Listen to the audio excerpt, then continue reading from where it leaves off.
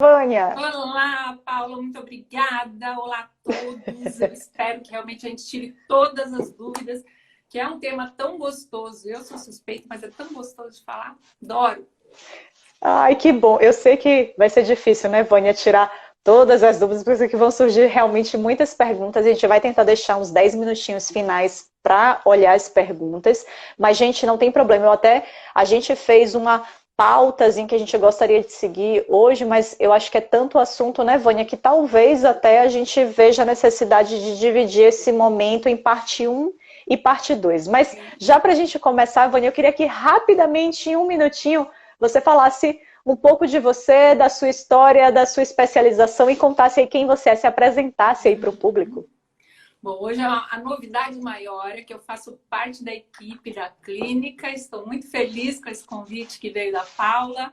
Então, para a gente integrar mesmo essa equipe, né? A gente trabalhar, como a gente falou, né?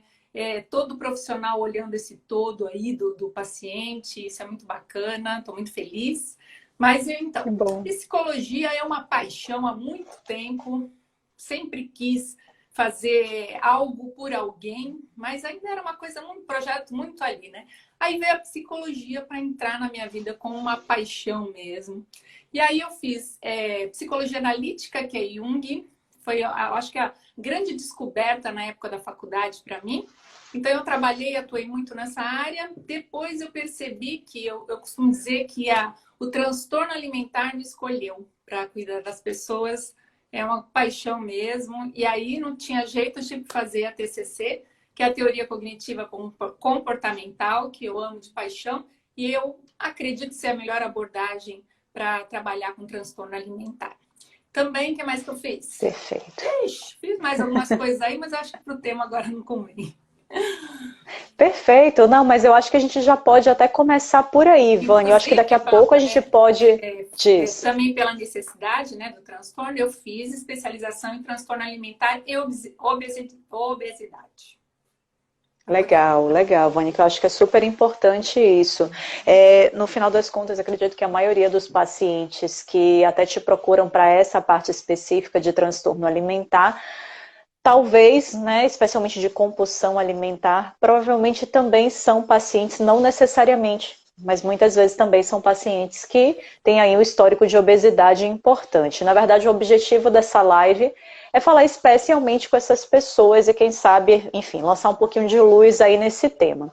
E eu queria começar, na verdade, te perguntando até, Vânia, já passando a palavra para você, exatamente isso, o que é de fato compulsão alimentar e como diagnosticar e, na verdade, até saber quem é que diagnostica a compulsão alimentar. É o psicólogo, não é o psiquiatra, qualquer médico, o psicólogo pode fazer isso? Me conta um pouquinho.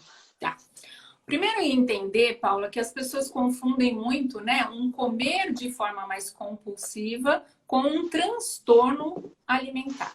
O transtorno alimentar, eu costumo dizer que ele é um guarda-chuva. Então, embaixo dele, a gente tem a compulsão alimentar, anorexia, bulimia nervosa, pica, e aí vai. A gente tem vários transtornos embaixo desse guarda-chuva transtorno alimentar. E o nosso tema de hoje, a compulsão alimentar, é um desses transtornos.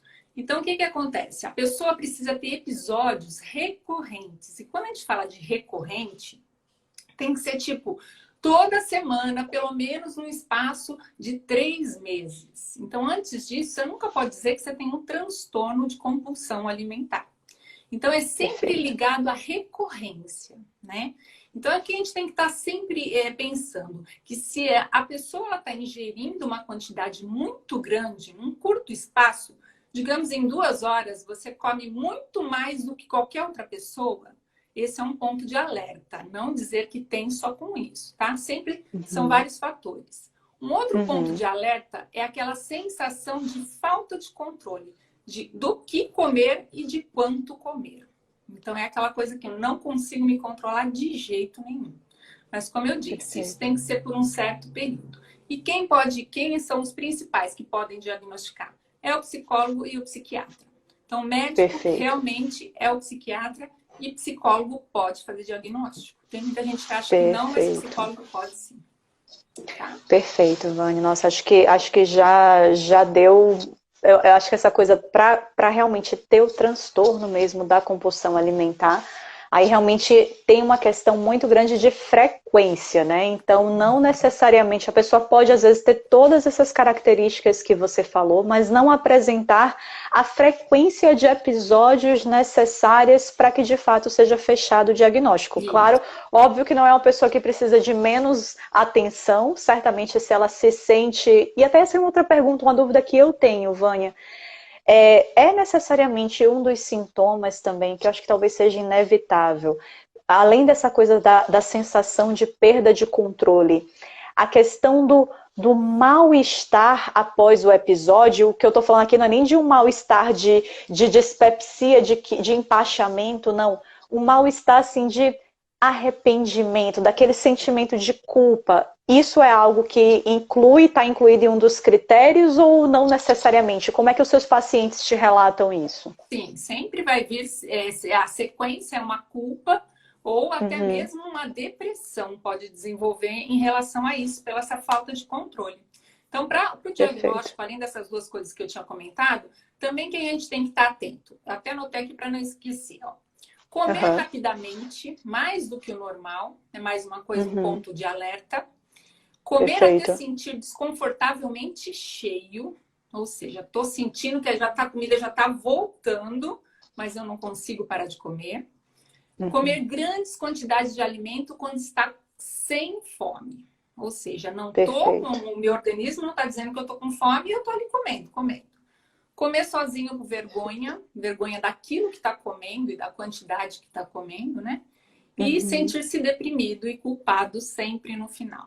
Mas é aquilo que eu falei, precisa acontecer pelo menos 3 desses critérios aqui que eu falei, no mínimo 3 ou mais, uma vez por semana, num espaço de pelo menos uns 3 meses, mais ou menos. Então é isso. Perfeito. Esse critério que você falou até, Vânia, do comer escondido, né? Isso é uma coisa que diversos pacientes já me relataram. E é engraçado que às vezes eu me lembro bem que eu cheguei para uma paciente e falei assim, nossa, às vezes o evento social, né? Eu imagino que seja algo até ruim, porque você vai, às vezes tem ali, era uma paciente que tinha muito assim, coffee breaks, tinha muitas coisas assim na rotina dela, e tinha uma rotina de social mesmo muito ativa, indo à casa de amigos, isso obviamente uma consulta pré-pandemia, né?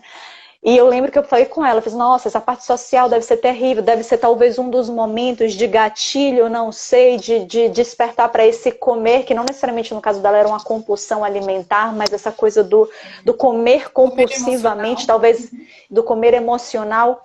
E aí ela falou, não, Paula, pelo contrário. Quando eu estou na presença de outras pessoas, na verdade, isso me inibe total de ter esse comer exagerado. Eu exagero mesmo em casa sozinha. Então, imagino que a maioria dos pacientes tenha esse perfil, né, Vânia? Ou então, aquele perfil de paciente de que quando, falando de uma mulher que eu já também atendi uma paciente assim, quando o marido viajava, era quando mais atacavam essas crises, assim, ela tinha esses eventos, exatamente porque ela talvez se sentisse, não sei se esse é o termo correto para usar, mas ela se sentia mais à vontade nesse momento para exteriorizar tudo isso, né?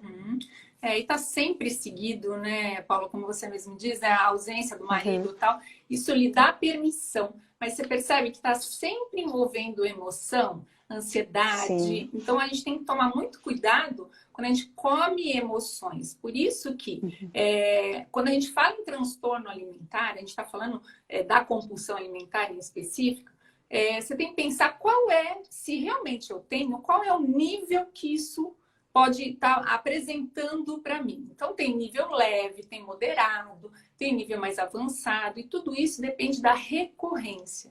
Então, quando a pessoa ela se sente culpada, ela se sente com tanta culpa, assim, ela nunca pode... Eu até falo com meus pacientes o seguinte, não se rotule. Vai procurar primeiro um profissional, porque a pior coisa é se rotular. Porque se a pessoa acredita que ela tem uma compulsão alimentar, ela vai ter. Ela vai começar a desenvolver isso em função do emocional dela. Então, tem que tomar muito cuidado com o rótulo. Nossa, perfeito.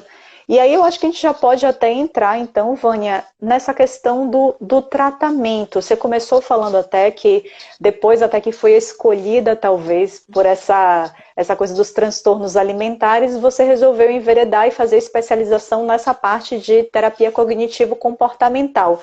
Então, já entrando nesse assunto, qual seria o melhor tratamento para uma pessoa que tem compulsão alimentar? Primeiro, assim, se essa pessoa, ouvindo aqui você, já surgiu assim uma luzinha na cabeça dela que falando, caraca, eu acho que eu preencho a maioria desses critérios aí que Vânia falou. Qual é o que é que essa pessoa precisa fazer? Quem ela precisa procurar, Vânia? Então, o primeiro passo é exatamente isso. Estou vendo que eu estou me identificando em algumas coisas antes de se rotular. Ó, não se rotule, vá direto a um psicólogo ou psiquiatra. Os dois podem dar o diagnóstico, tá? Então pode procurar um ou outro. O que vai dizer se eu vou trabalhar com os dois profissionais? Depende do nível que eu falei. Se for um nível moderado para cima, é um nível que tem que entrar com medicamento. Então, não tem jeito, tem que ter o psiquiatra junto. Psicólogo não passa remédio, só o psiquiatra. Então, aí sim precisa procurar também o psiquiatra. Então, o que acontece nisso tudo? Igual a pessoa fala assim, consigo me tratar? Infelizmente, não. Transtornos mentais não têm cura. A partir do momento que você foi diagnosticado com um transtorno mental, não tem cura, mas tem controle. Então, por isso a importância da terapia cognitivo-comportamental, que a gente vai trabalhar identificação de gatilho, a gente vai trabalhar a mudança de pensamento para sentir diferente e emitir comportamento diferente. Então, esse é a grande base do trabalho da cognitivo-comportamental. Bacana, Vânia. E eu até tenho um pouco mais de curiosidade em relação a isso. Então, eu acho que para quem nunca fez terapia, para quem nunca buscou um psicólogo, Vânia, eu acho muito legal essa live, até para quebrar algumas barreiras de preconceito e tudo mais. E até para mim, na verdade, que nunca fiz terapia, sim, penso seriamente em fazer, mas até hoje nunca fiz. Me fala até um pouco, Vânia, até para tirar as minhas dúvidas também, é isso, de como... Eu sei que, claro, cada profissional vai ter uma linha diferente, mas aqui eu acho que como a gente está falando com você e você está trazendo aqui a terapia cognitivo-comportamental para essa conversa, eu queria muito que você falasse um pouco isso. O que é que uma pessoa deve esperar, então, de uma terapia, né? Assim, desde o início até ela receber alta, o que é que ela deve esperar de uma terapia? É aquela coisa que a gente vê realmente nos filmes, de deitar no divã, falar, e o psicólogo sempre escutar e falar, ou como é? Isso é clássico de filme, né? Clássico de filme. Essa abordagem é a psicanálise, mas é a psicanálise mais antiga. Mas tem várias abordagens que a gente fala. Então, a cognitivo-comportamental, ela trabalha muito estímulo e resposta. Então, é uma troca o tempo todo dentro do consultório.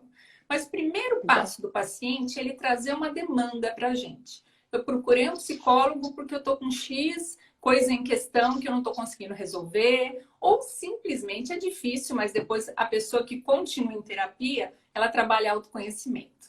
Que autoconhecimento é aquilo. Eu costumo dizer que é tudo. Graças ao autoconhecimento, você é capaz de se autoanalisar, você saber o que funciona para você, o que não funciona para você. Então, essa é a magia de fazer terapia. E uma coisa básica, Paula, na terapia que funciona muito bem, uma coisa muito básica e que funciona muito bem é se ouvir. O verbalizar é terapêutico demais. Por isso que muitas vezes a gente fica com questões e só fica pensando. A gente pensa, mas a gente não verbaliza. E em sessão, várias pessoas relatam isso. Agora que eu falei, a ficha caiu. Então, esse verbalizar é encantador. Então, é uma das partes mais gostosas de fazer terapia, é você se ouvir, assimilar e entender como é que você funciona. Perfeito. E imagino que assim, tem que ir com total, se você quer ser ajudado, né? Que nem quando um paciente senta aqui na minha frente no consultório. É estar disposto a lidar com a verdade, a trazer apenas a verdade, né? Para que o profissional que esteja ali, ele consiga também te auxiliar nesse sentido. E acho que, excelente, Vânia, eu acho que isso se aplica a absolutamente tudo. no momento que você realmente verbaliza, que você traz às vezes coisas que estavam só a nível de conceito ali na sua cabeça, e que você vivencia, mas que ficam ali guardadinhas e que ficam expressas só no seu hábito, no momento em que você verbaliza isso, é muito mais fácil de você avaliar essa situação, analisar isso, né? A grosso E modo é acabar, o que a enfim, gente colhendo... fala, né, Paula? A resposta está tudo dentro da gente. E aí o É psicólogo, ele é só verdade, uma ferramenta, que ele vai te ajudar a é acessar essas verdade. respostas que estão aí dentro de você. Então, Que legal, mas eu acho então que o bacana da terapia cognitivo-comportamental, que as pessoas podem esperar, né, Vânia? Então é isso, é de claro, ela vai trazer a demanda para você, mas provavelmente ela vai sair dessa consulta, isso, com algo ali a ser pensado, com algo a ser executado, com algo a ser feito e trabalhado, não é um exercício, digamos assim, é mais ou menos isso? ferramentas e eu costumo dizer, eu passo lição de casa. Então tem lição de Lição de casa casa. toda semana e cobro e sou chata, tem que dar ali fazer, entendeu? É a sua vida. Com Eu costumo certeza. brincar assim, você é a pessoa mais importante da sua vida. Então não deixe passar mais uma semana sem resolver algumas questões. É muito importante. Perfeito, Vânia, perfeito. Cara, eu acho que no final das contas, todo profissional, gente, todo profissional que quer ver uma melhora do seu paciente, eu brinco até com os meus pacientes, assim, quando eu pergunto da parte de atividade física, por exemplo, que é algo, claro, que trabalha ali lado a lado, não é diretamente aquilo que eu trabalho, o meu instrumento de trabalho, mas inevitavelmente está ali dentro da minha anamnese, eu procuro explorar um pouquinho mais, até por ser especializada na parte de nutrição clínica esportiva. Essa é sempre uma pergunta-chave da minha anamnese. Então, quando chega o paciente que ele fala, não, estou estudando e tal, estou vendo aí, já vou colocar umas 2 vezes na semana, 3 vezes, eu já falo para ele assim, Vânia, eu falo, me diga uma coisa, será que daqui até 2 dias, então hoje é dia 22, até dia 24, você pode me enviar um e-mail dizendo exatamente o que é que você vai fazer na sua semana de treino, porque isso é importante para eu montar direitinho o seu planejamento alimentar. É só aquela pressão gostosinha assim na cabeça, só para fazer você acelerar um pouquinho a tomada de decisão. Eu acho que a TCC é um pouco disso também, né, Vânia? Vamos acelerar a tomada de decisão, né? Eu costumo dizer, Paula, que é assim, o adolescente, né, que todo mundo fala que é a pessoa mais difícil, né? O adolescente, ele não gosta de ser largado, por mais que ele reivindique isso. Ele gosta de pai e mãe ali cuidando, gosta de pai e mãe mandando, vai tomar banho, vai não sei o que lá. Gosta, entendeu? Lá no fundo gosta. Por isso que funciona. É verdade, é verdade. Esse pegar no pé é legal. Eu acho muito bom pontuar, que eu não queria deixar passar, é que quando a gente fala assim, qual é a diferença, né, do comer exagerado e do transtorno mesmo, né, da compulsão alimentar. Um fator que é muito normal a gente receber num consultório e falar assim, Vânia, eu tenho compulsão alimentar. Aí você pergunta, ela fala, eu estava em casa, comi uma caixa de bis, comi uma barra de chocolate, comi uma pizza inteira. Você percebe que quando o discurso é coisa gostosa, coisa fácil de comer, isso não é compulsão. Já denota aí que não é uma compulsão alimentar. É um momento compulsivo, eu estou comendo alguma emoção, eu estou muito ansiosa. Porque quando é compulsão alimentar, você não escolhe o que comer, você come o que tiver pela frente.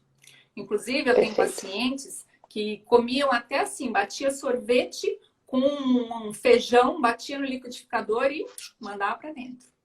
Entendeu? Você vê a necessidade, não é só coisa gostosa. Quando é só coisa gostosa, com certeza, lá no fundinho você não tem essa compulsão alimentar, não. Entendi. E às vezes, Vânia, aí é uma curiosidade minha também, geralmente a questão, imagino que existam muitos gatilhos diferentes que, nossa, aí tá ligado com a intimidade, com o histórico da pessoa, mas é comum às vezes um gatilho para uma compulsão, para um episódio de compulsão alimentar, ser uma comida dessas gostosas e prazerosas é comum. Então assim, começou com a caixa de bis, mas depois da caixa de bis foi a casa inteira, independentemente do que tinha na casa, isso é comum? Não. Gatilho, Paula, está muito relacionado a lembranças e aos 5 sentidos.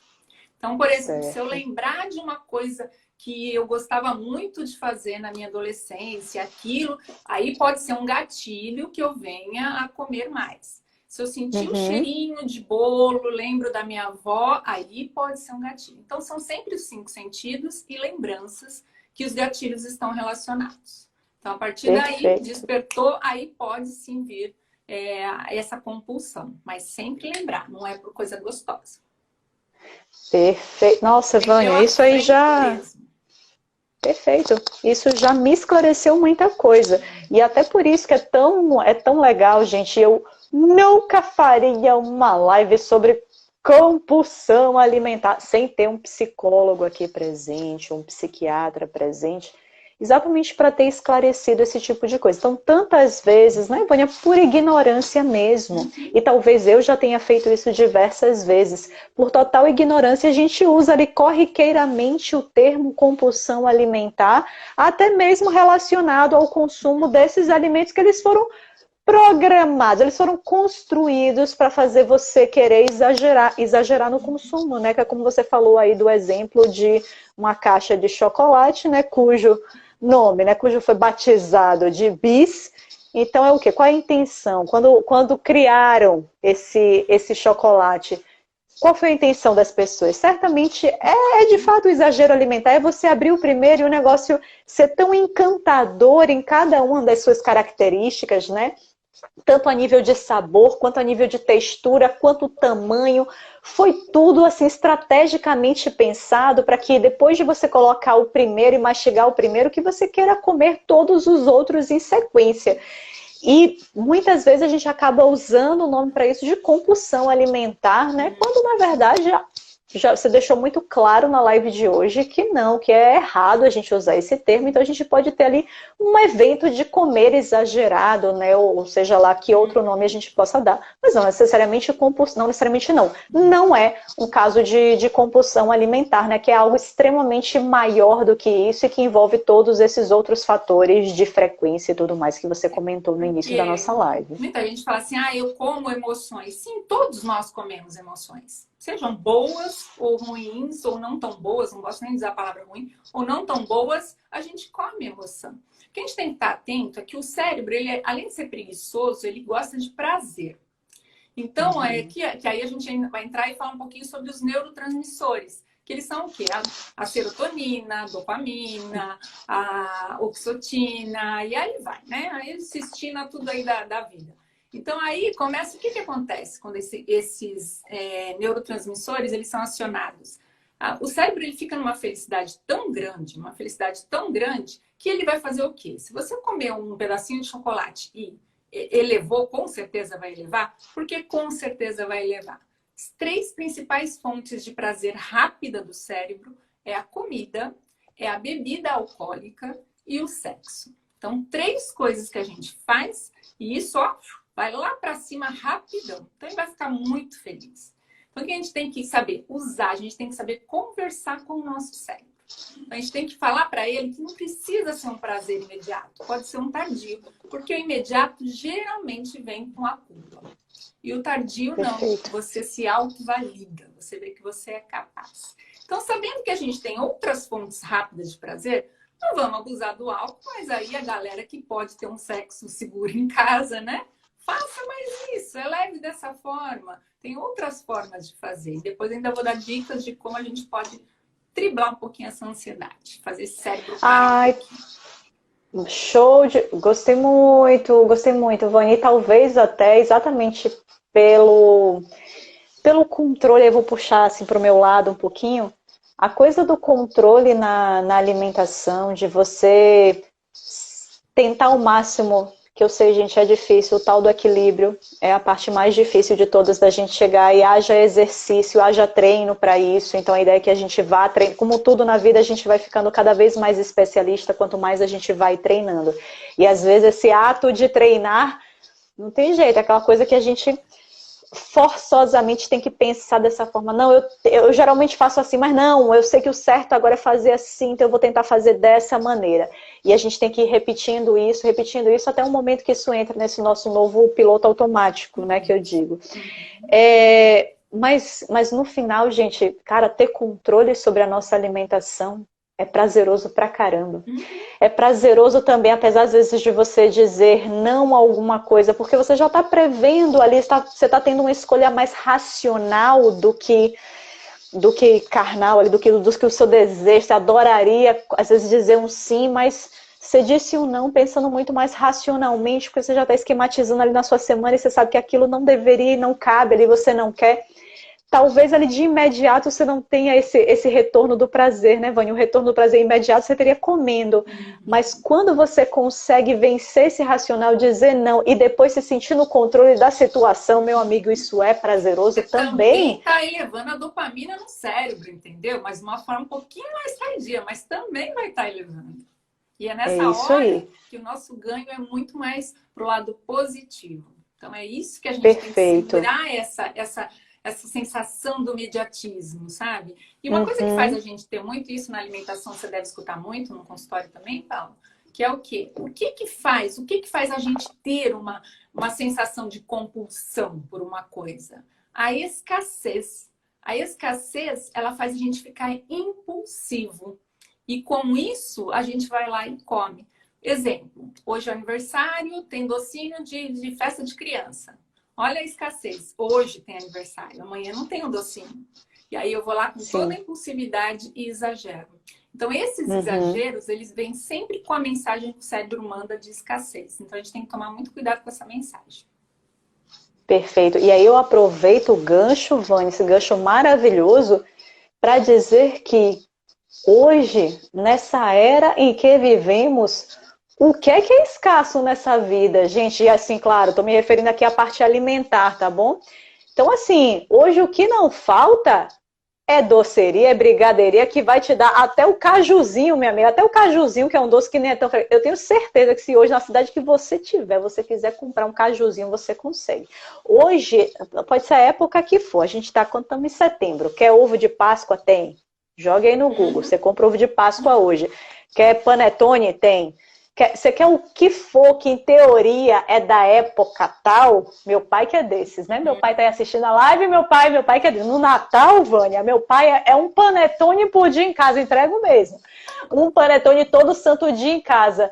Dizer que é por quê? Não, porque é Natal, né? Chegou a época do panetone. Olha a escassez, né? Natal, então pode. Pois é, exatamente. Mas, Vânia, me diga se alguém fica sem panetone em alguma época do ano. Tem panetone o ano inteiro para comprar.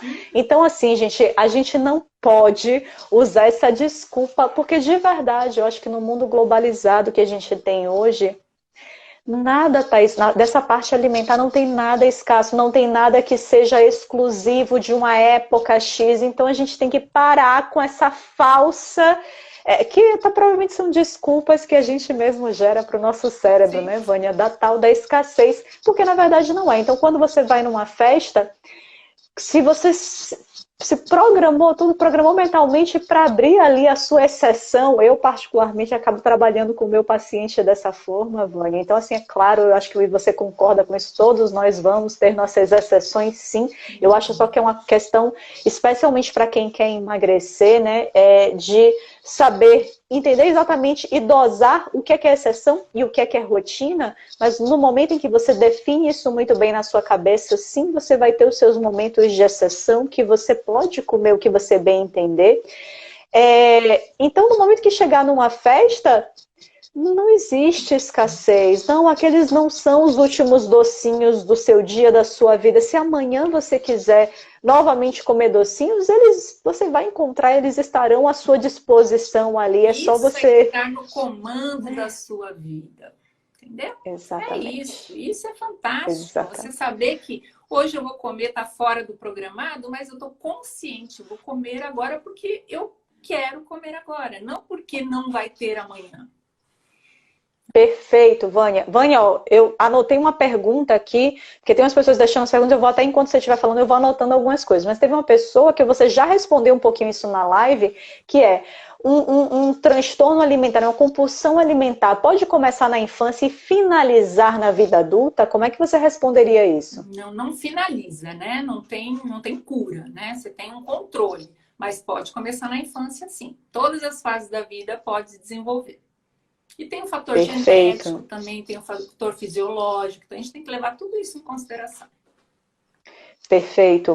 Uma coisa que eu queria até aproveitar, Vânia, antes de te passar a bola que você gostaria de responder, que são essas estratégias aí para tentar driblar essa questão da ansiedade ou de alguns gatilhos, eu queria até trazer só o assunto de que Gente, as pessoas, elas são diferentes, sabe? Assim, uma coisa que até eu estava conversando com Vânia até na semana passada, e uma coisa que eu converso com meus pacientes, eu já peguei, assim, pacientes de diversos tipos, e claro, sempre o que eu vou querer para o meu paciente é que ele chegue naquele tal nível da moderação.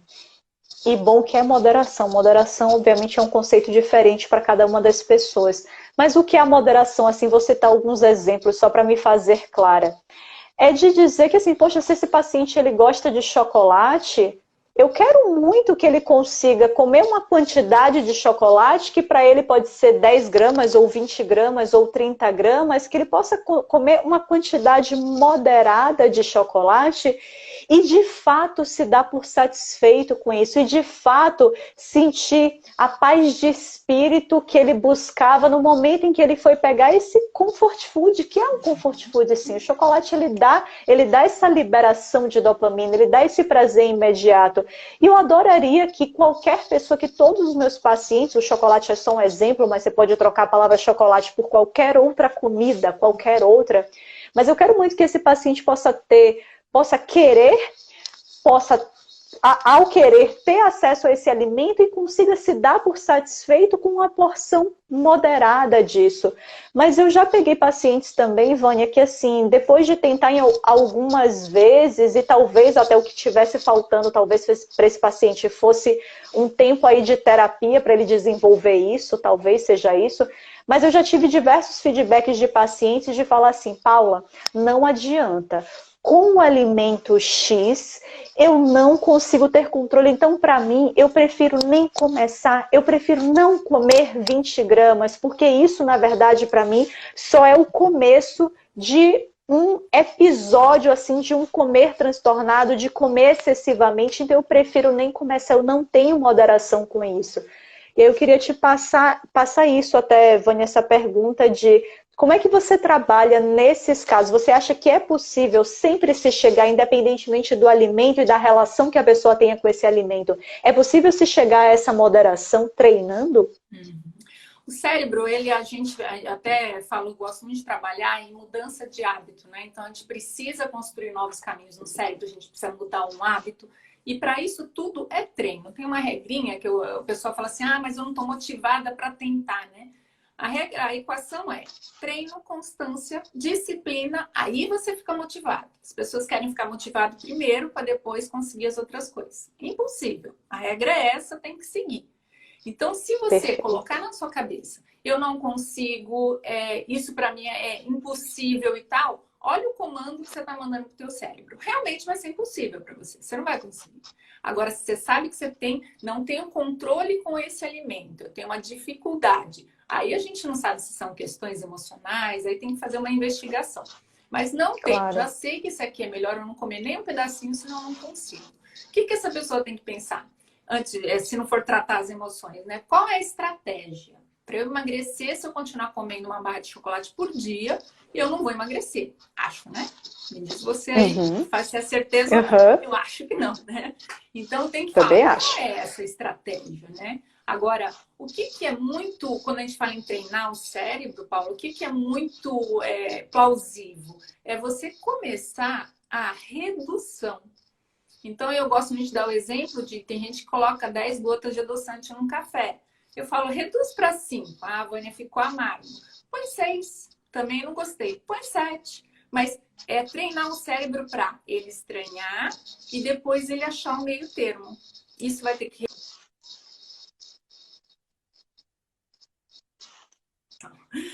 Repetir tem treino, então tem que treinar o cérebro para pensar dessa forma. Vai levar um tempo? Vai levar um tempo. Porque construção de novos caminhos demora, mudança de hábito demora. Só que a pessoa tem que estar muito certa do qual é o resultado, qual é o objetivo que ela quer alcançar com isso. Mas que é possível? Perfeito. Na concepção é possível, sim.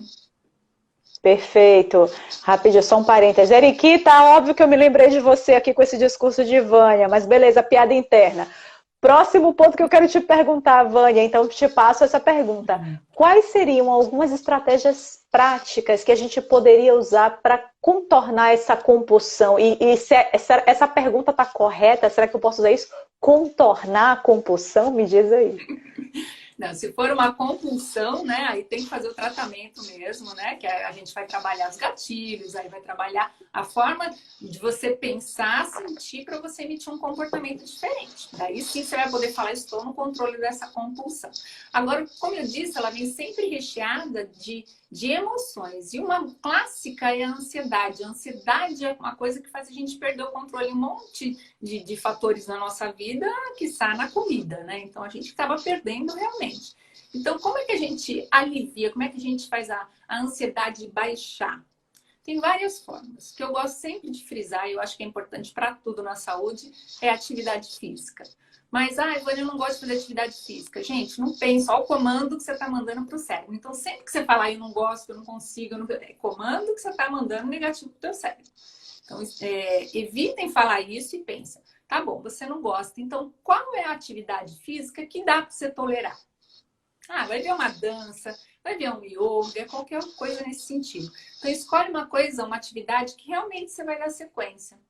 E esquece esse negócio de 5 vezes na semana para quem não fazia nada. 2 vezes já tá bom, mas não queira. Legal. Porque se coloca uma meta muito assim, que não consegue atingir, desiste no meio do caminho. Outro ponto é botar essa mente para relaxar, né? E eu sou muito adepta, para mim a meditação eu acho fantástica. Não é todo mundo que se acostuma, não é todo mundo que consegue meditar, né? Mas a meditação, ela acalma muito o cérebro. E mindfulness, que é a atenção plena, tem meditação para atenção plena, essa para alimentação eu acho fantástico. Porque você vai pôr a comida na boca, você vai sentir a textura, você vai ver como é que desce pela sua garganta, você vai prestar atenção em todo cheiro, né? Então eu acho Perfeito. É outra técnica muito bacana. E quando a ansiedade, Paula, está muito, muito elevada, é muito bom a respiração diafragma. Então, nessa respiração, o que você tem que fazer? Tem que fazer o barrigão mesmo. Que a gente perdeu, né? Você vai olhar o neném, ele respira, a barriga fica bem grande. A gente já respira mais aqui em cima, né? Nosso peito cresce mais. Então, quando a ansiedade está elevada, é importante vir aqui para a região do diafragma. Então, é fazer o barrigão. Perfeito. Muitas pessoas falam da respiração puxa o ar. Eu gosto, e foi com a TCC que eu aprendi muito isso. Primeiro você solta, esvazia todo o ar. Começa soltando o ar. Depois você puxa. E são 5 tempos. 5 segundos, 10 segundos, 15 segundos, 20, 25. Então, segurou 5 segundos, soltou, esvaziou bem.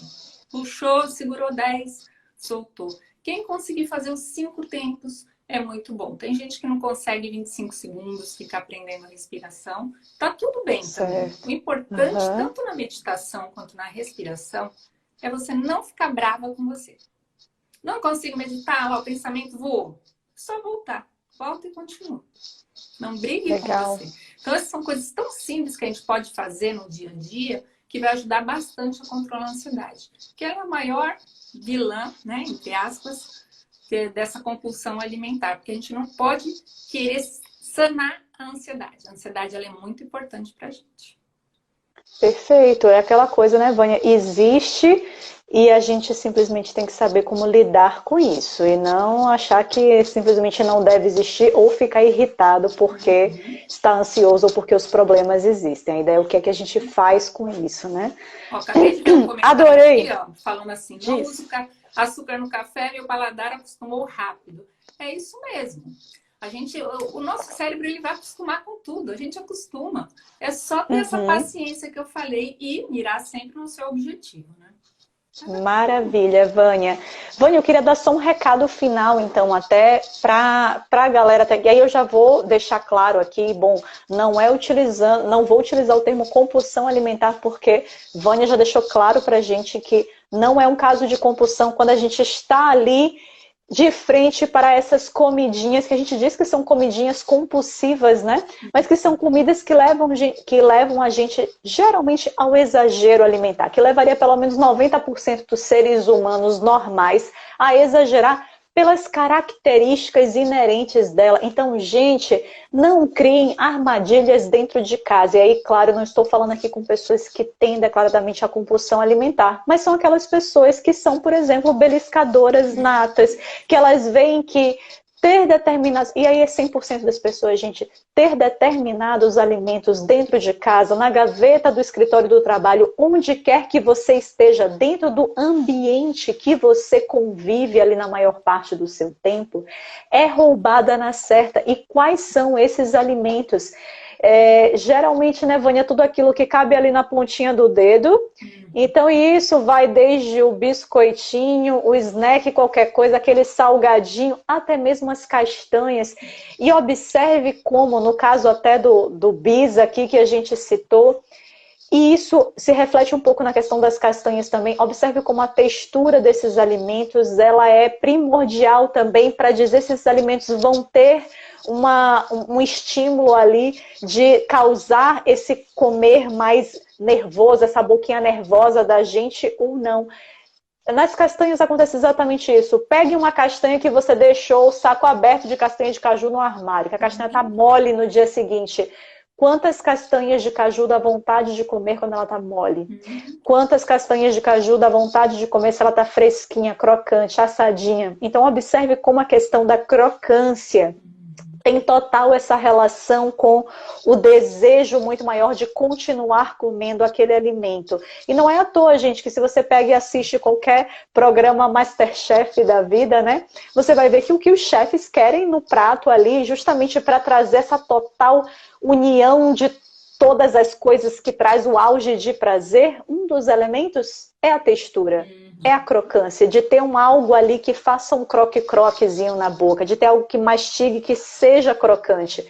Então, cuidado ao ter esse tipo de alimento em casa. Então, castanhas, nuts, oleaginosas de maneira geral, por melhor que seja o perfil da gordura, por mais interessante nutricionalmente que elas sejam, se você não consegue comer o tal do punhadinho, né? O tal do punhadinho de 30 gramas, se para você isso é muito difícil, não tenha castanhas em casa, não tenha essas oleaginosas em casa. Aquilo que é muito fácil, né?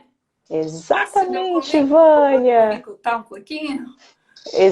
Como diz o querido professor Rodrigo Bicudo, uma vez eu fazendo uma live com ele, ele falou, pega esse alimento e faz tipo uma gincana, né? Coloca dentro de uma mala, coloca dentro da prateleira mais alta do armário, e para você ter acesso a ele, você tem que pegar a chave que está aí não sei onde, pegar a escada. Tem que ser. Não precisa tanto, talvez, mas quanto mais dificuldades você coloca para acessar esse alimento, ao invés de deixar ele num pote que facilmente você consegue abrir, num pote ainda transparente, que quando você passa na cozinha para pegar a água, ele já está no seu campo de visão. Então, quanto mais dificuldades você cria, quanto menos acessível tá, quanto menos visível esse tipo de alimento tá, é óbvio que você está criando uma certa blindagem ali para esse comer de boquinha nervosa, né, Vânia? Que eu já entendi que não é compulsão, pretendo não errar mais esse termo. E lembrando, Paula, que é o seguinte, né? O que faz todo esse comando da gente perder o nosso controle é o nosso cérebro primitivo. Então, o que o cérebro primitivo ele aprendeu? Que a gente tem que comer tudo, porque não sei quando é que vai ter uma outra caça, não sei quando é que eu preciso de energia para viver. Então, lembrando que sempre quando a gente perde esse controle, não é o neocórtex que está ali, que é o nosso cérebro que vai fazer a gente, hoje eu vou fazer dieta, vou me programar. É o primitivo. E o primitivo, quando ele entra com tudo, você não consegue se controlar. Então, sabendo-se disso, não pegue e abre um pacote de alguma coisa, coloca um pouquinho no recipiente, porque aí, e guarda o resto, o seu cérebro vai entender que você comeu tudo que está dentro do potinho. Ai, Vânia, mas eu sei que tem mais lá no armário. Mas lembra do dificultar? Se você realmente não conseguia, vou esperar um pouquinho mais, você não vai querer levantar e ir até lá. Se depois de um tempo quero levantar e ir até lá, então vá, mas vá consciente. E aí lembre do seu objetivo. Gente, que dica maravilhosa. Vânia, é exatamente isso. Então, assim, meu amigo, ligado, vai comer. Né, Paula? A gente joga uma coisa em outra, mas a gente tem que entender como é que o cérebro funciona, né? Senão a gente não vai saber conversar com ele, não vai saber fazer ele esperar um pouquinho. Gente, mas essa dica prática é tudo de bom, Vânia. Eu acho que você fechou assim a nossa live de maneira muito boa.